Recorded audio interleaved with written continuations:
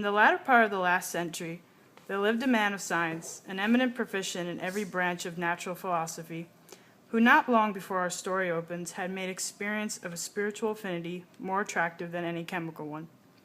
He had left his laboratory to the care of an assistant, cleared his fine countenance from the furnace smoke, washed the stain of acids from his fingers, and persuaded a beautiful woman to become his wife.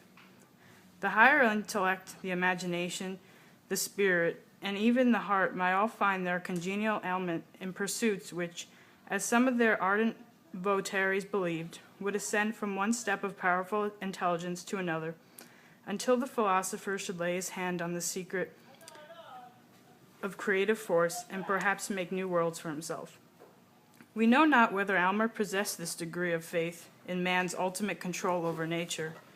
He had devoted himself, however, too unreservedly to scientific studies, ever to be weaned from them by any second passion. His love for his young wife might prove the stronger of the two, but it could only be intertwining itself with his love of science and uniting the strength of the latter to his own. Georgiana, has it never occurred to you that the mark upon your cheek might be removed? No, indeed. To tell you the truth, it has been so often called a charm that I was simple enough to imagine it might be so. Upon another face, perhaps it might, but never on yours. No, dearest Georgiana, you came so nearly perfect from the hand of nature that the slightest possible defect, which we hesitate whether to term a defect or beauty, shocks me as being the visible mark of earthly imperfection. Shocks you, my husband? Then why did you take me from my mother's side? You cannot love what shocks you. To explain this conversation, it must be mentioned that in the center of Georgiana's left cheek, there was a singular mark deeply interwoven, as it were, with the texture and substance of her face. Georgiana's lovers were wont to say that some fairy at her birth hour had laid her tiny hand upon the infant's cheek and left this impressed there in the token of the magic endowments that were to give her such sway over all hearts. Late one night, when the lights were growing dim, she herself, for the first time, voluntarily took up the subject. Do you remember, my dear Eleanor, have you any recollection of a dream last night about this odious hand? None. None whatsoever. I might well dream of it, for before I fell asleep it had taken pretty firm hold of my fancy. And you did dream of it? A terrible dream. I wonder that you can forget it. Is it possible to forget this one expression? It is in her heart now. You must have it out. Reflect, my husband, for by all means I would have you recall that dream. The mind is in a sad state when sleep, the all-involving, cannot confine her specters within the dim region of her sway, but suffers them to break forth, affrightening this actual life with secrets that perchance belong to a deeper one. Aylmer now remembered his dream, attempting an operation for the removal of the birthmark, but deeper went the knife, the deeper sank the hand, until at length its tiny grasp appeared to have caught hold of Georgiana's heart, whence, however, her husband was resolved to cut or wrench it away. I know not what may be the cost to both of us to rid me of this fatal birthmark. Perhaps its removal may cause the careless deformity, or it may be the stain goes deep as life itself. Again, do we know that there is a possibility on any terms of unclasping the firm gripe of this little hand which was laid upon me before I came into the world?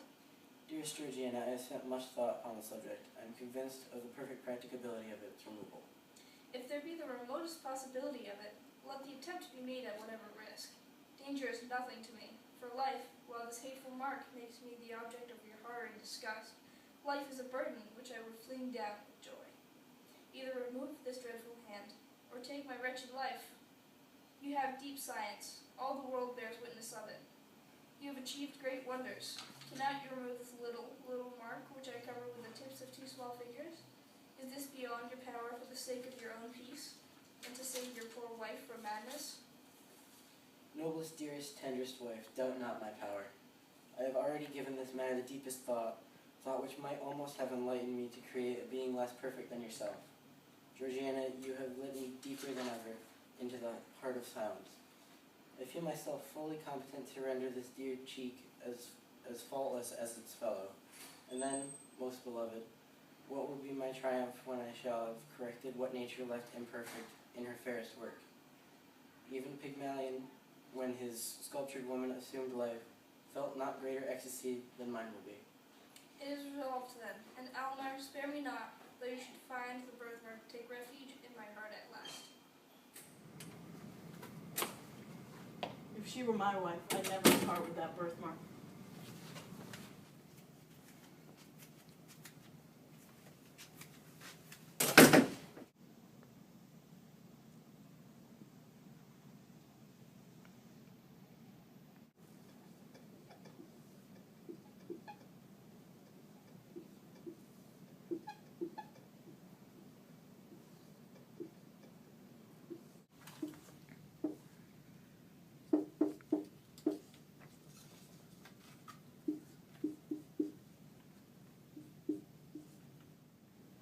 Where am I? Ah, I remember. Fear not, dearest. Do not shrink from me. Believe me, Georgiana, I even rejoice in this single imperfection, since it will be such a rapture to remove it. Oh, spare me. Pray do not look at it again. I never can forget that convulsive shudder. Nay, pluck it, and inhale its brief perfume while you may. The flower will wither in a few moments, and leave nothing save its brown seed vessels, but thence may be perpetuated a race as ephemeral as itself. It is magical. I dare not touch it. Nay, pluck it, and inhale its brief perfume while you may. The flower will wither in a few moments, and leave nothing save its brown seed vessels, but thence may be perpetuated a race as ephemeral as itself.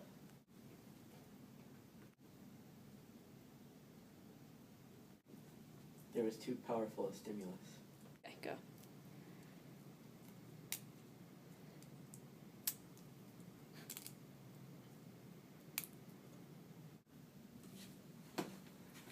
And what is this? It is so beautiful I could imagine it the elixir of life. In one sense, it is, or rather, the elixir of immortality. It is the most precious poison that ever was concocted in this world. By its aid, I could apportion the lifetime of any mortal at whom you might point your finger. The strength of the dose would determine whether he were to linger out years or drop dead in the midst of a breath. No king of his guarded throne could keep his life if I, in my private station, should deem that the welfare of millions justified me in depriving him of it. Why do you keep such a terrific drug? Do not mistrust me, dearest. Its virtuous potency is yet greater than its harmful one. But see, here is a powerful cosmetic. With a few drops of this in a vase of water, freckles may be washed away as easily as the hands are cleansed. A stronger infusion would take the blood out of the cheek and leave the rosiest beauty a pale ghost. Is it with this lotion that you intend to bathe my cheek? Oh no, this is merely superficial. Your case demands a remedy that shall go deeper.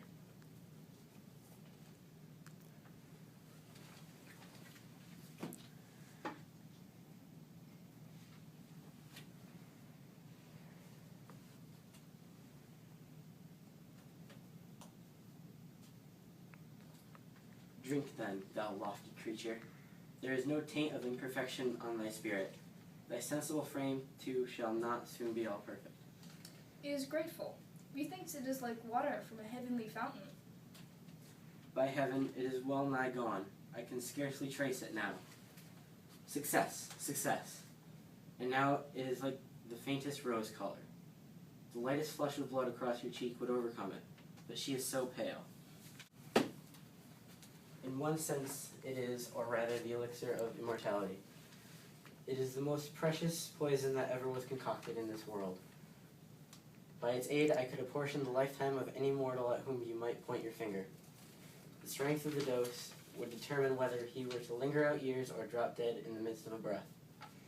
No king of his guarded throne could keep his life if I, in my private station, should deem that the welfare of millions justified me in depriving him of it. Why do you keep such a terrific drug? Do not mistrust me, dearest. Its virtuous potency is yet greater than its harmful one. But see, here is a powerful cosmetic. With a few drops of this in a vase of water, freckles may be washed away as easily as the hands are cleansed. A stronger infusion would take the blood out of the cheek and leave the rosiest beauty a pale ghost. Is it with this lotion that you intend to bathe my cheek? Oh no, this is merely superficial. Your case demands a remedy that shall go deeper.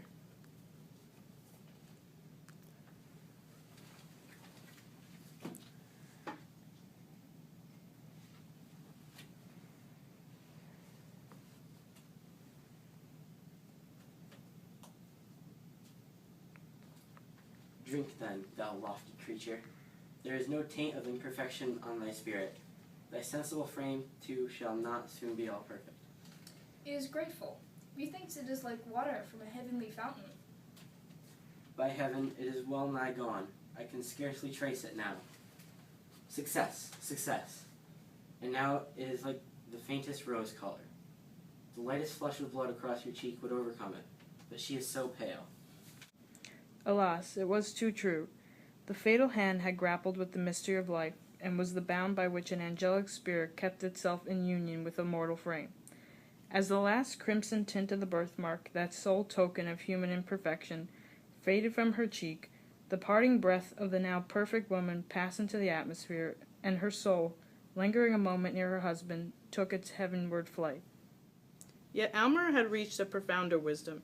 He need not thus have flung away the happiness which would have woven his mortal life of the same texture with the celestial. The momentary circumstance was too strong for him. He failed to look beyond the shadowy scope of time and living once for all in eternity to find the perfect future in the present. And was bound by which an angelic spirit kept itself in union with a mortal frame. As the last crimson tint of the birthmark, that sole token of human imperfection, faded from her cheek, the parting breath of now perfect woman passed into the atmosphere, and her soul, lingering a moment near her husband, took its heavenward flight. Thus ever does the gross